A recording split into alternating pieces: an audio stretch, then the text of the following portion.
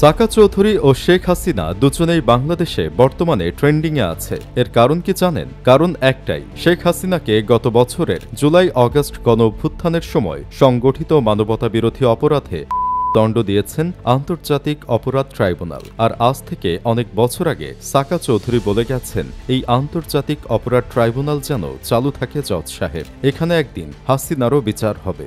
অবশেষে সেই সাকা চৌধুরীর কথাই সত্য হলো। এদিকে এই রায় মেনে নিতে পারছে না আফসোস লীগের ভাইয়েরা। তারা কখনো বলছেন ক্যাঙ্গারু ট্রাইব্যুনালের বিচার আমরা মানি না, আবার কখনো বলছেন আই ডোন্ট কেয়ার, আল্লাহ জীবন দিয়েছেন তিনিই নিবেন। বিদেশে পালিয়ে থেকে এভাবে বাণী ছাড়ার বিষয়টা একদম চুদলিং হয়ে গেল না? ঘেউ ঘেউ লীগের সাদ্দাম ব্রো একসময় তারেক রহমানকে উদ্দেশ্য করে বলছিল, দেখা না দিলে বন্ধু কথা কইও না, সাহস থাকে দেশে এসে রাজনীতি করো। এমন কথা অনেক সময় আমাদের মানবতার আম্মুও বলতেন, কিন্তু ভাগ্যের কি নির্মম পরিহাস দেখেন, এখন তারাই বিদেশ থেকে ফ্রিল্যান্স রাজনীতি করে বেড়াচ্ছে আর বলে বেড়াচ্ছে অমুক বিচার মানি, অমুক রায় মানি না। তাহলে তো এখন দেশবাসী বলতেই পারে, দেখা না দিলে বন্ধু কথা কইও না। আসলে আপনি মানুষের সাথে যা করবেন একদিন তার চেয়ে দ্বিগুণ ফেরত পাবেন। এই কথাটাই চিরন্তন সত্য কথা। বড় বড় নেতা বিদেশ থেকে ফ্রিল্যান্স রাজনীতি করছে আর কর্মীদের মাঠে নামিয়ে মার খাওয়াচ্ছে, আর ভোদাই কর্মীরা তাদের কথা মতো নাচতে নাচতে আবার মার খেয়ে